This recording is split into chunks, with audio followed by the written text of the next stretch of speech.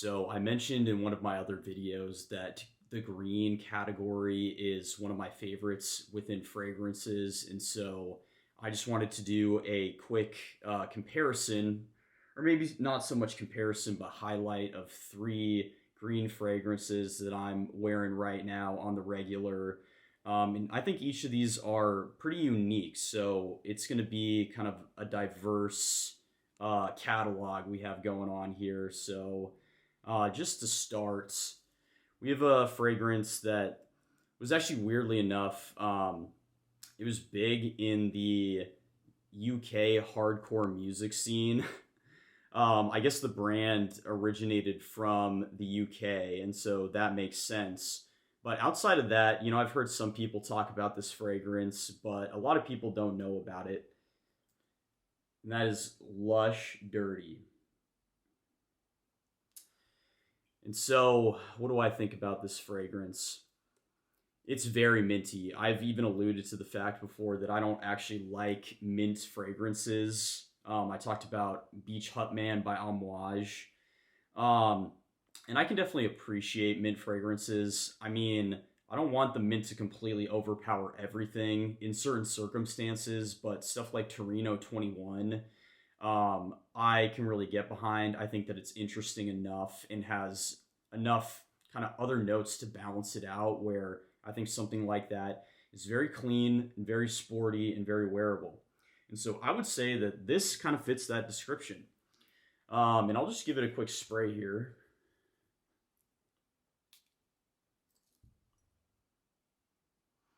Oh my. So this is very minty. I would say the opening is tons of spearmint with kind of like a skankiness to it. This fragrance has a ton of musk in it as well. I do get a lot of sandalwood as well. And yeah, despite the name, it just has this kind of incredibly clean, like soapy vibe to it. I would say, something about the way they do the mints. I've heard people describe this as smelling like literally like toothpaste. But while I can kind of see where they're coming from, I think that the way that this wears is all about the dry down. Like it's something about all the musk that you get and all that sandalwood with just that hint of kind of spearmint is just so good. I've even heard people call this like an aphrodisiac type of smell.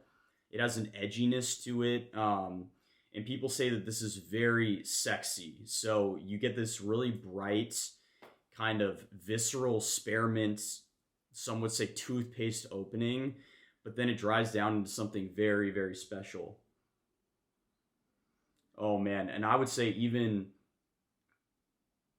just smelling this on strip right now, it's so satisfying. It's kind of like hard to explain, but people have criticized this scent for not having the best longevity. I think that longevity has a lot to do with whether or not you have dry or oily skin, and that can be basically mitigated by just applying a moisturizer. I wouldn't apply something like Vaseline, but if you take a really neutral smelling lotion and you get your skin just like sufficiently moisturized before applying, you're going to get much better longevity out of these smells. And I'm even the kind of person where if I really like a smell, I don't care if I have to, spray it again at some point in the day. That doesn't really bother me. But I do appreciate scents with good longevity as well. Don't get me wrong. But I would say that, yeah, this is a straight up aphrodisiac. I think it's very unique. It's so musky, so sexy and edgy. And I think that's kind of where the name comes from. But this is kind of a gem right here. So check it out.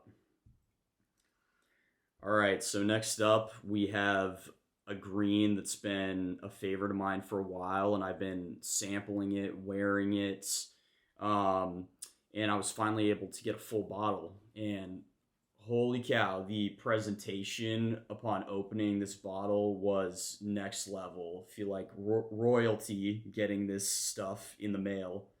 um, and that is Xerjoff Nio. So Neo fits the category of greens that I really like, where it has like a grassiness to it. It's like a very visceral green.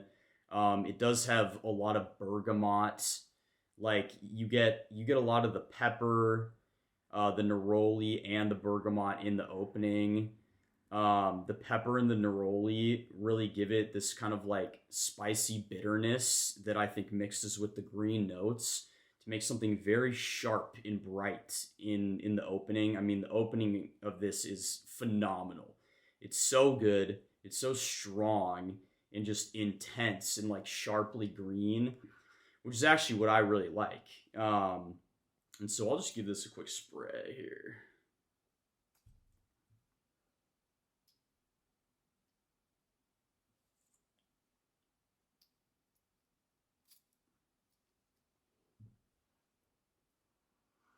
Oh man, so grassy.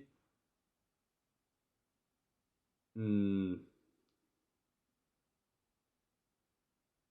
just like very kind of meditative, like you're just like walking through this garden. Maybe there's some fruit growing on the trees around, but you don't really smell the fruit. You kind of just smell the peels, if that makes sense. Again, I love the neroli and the pepperiness. It just makes it so good. It has a very kind of mossy smell to it as well, and it dries down to be quite a bit more woody. Oh man, and I just find this to be super versatile. Like this would probably be ideal in like a very hot summer or maybe like a hot day in the spring. But I find that, you know, this kind of smell just has such versatility that you could wear it year round. And what I like about this smell personally is that I think this smells very unique. Like again, a lot of the reason that these kind of like fragrance people tend to hate on something like PDM Percival, let's just say, is because it has ambroxan in it. It has kind of similar DNA to other blue smells, designer smells that a lot of people wear. And so that comes across as generic. You don't want to smell like somebody else. You don't want to smell like everybody else. And so I'll tell you right now, I mean, if you guys wear Xerjoff Nio, it's very memorable. It's very unique. People haven't really smelled anything like this. It's extremely niche smelling, in my opinion. And that's kind of what I like in a smell like this. So I think it's very memorable and it has that versatility, but nobody's ever going to have smelled anything like this. So I think that's a great option. Next up, we have kind of the newer ones for my collection that I got recently. So, a little background on this smell. I was a big fan of Mason Martin Margiela's Soul of the Forest. I love that kind of evergreen Christmas tree, piney forest smell. And I've really been looking for something to kind of fill that void as it was sadly discontinued. Um, and so I did a lot of research on this, and I'm now venturing into boutiques after looking at kind of like the niche category. And I found something that seems to be somewhat similar, and that is Idyllwild Ineke. Or I should say the brand is Ineke, and the scent is called Idyllwild. You guys probably figured that out. But this has a lot of the same facets as Soul of the Forest. This smells similar to Soul of the Forest.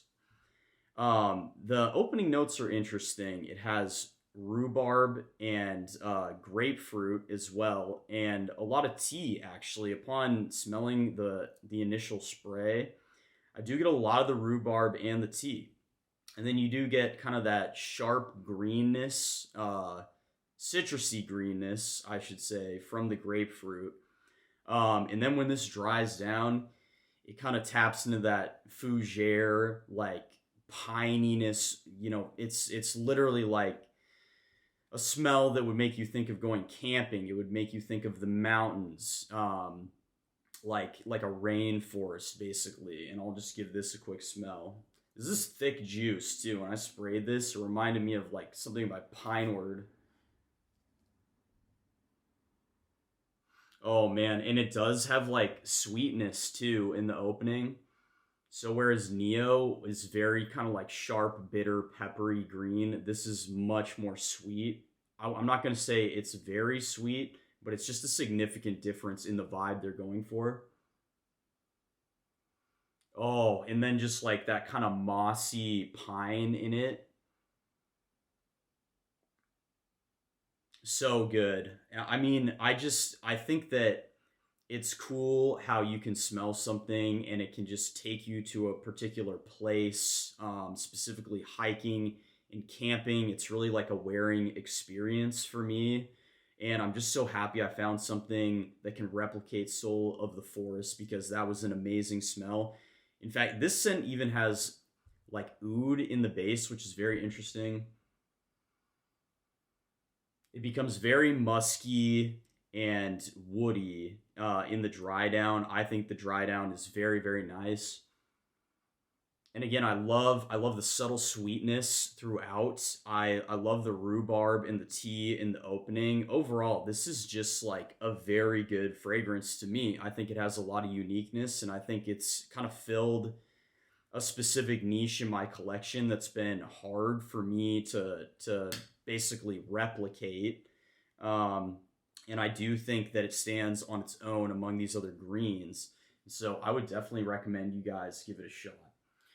I forgot to mention longevity on these. So for Idyllwild, I want to say that this suffers from the similar problem as Soul of the Forest in that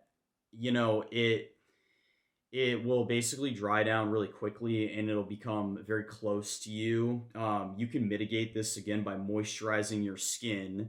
That's going to get a lot more out of it.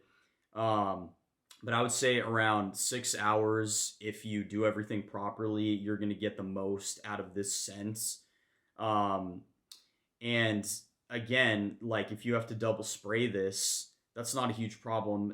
Soul of the Forest had a similar thing where something about the way they make this specific kind of scent, it doesn't have the most insane longevity.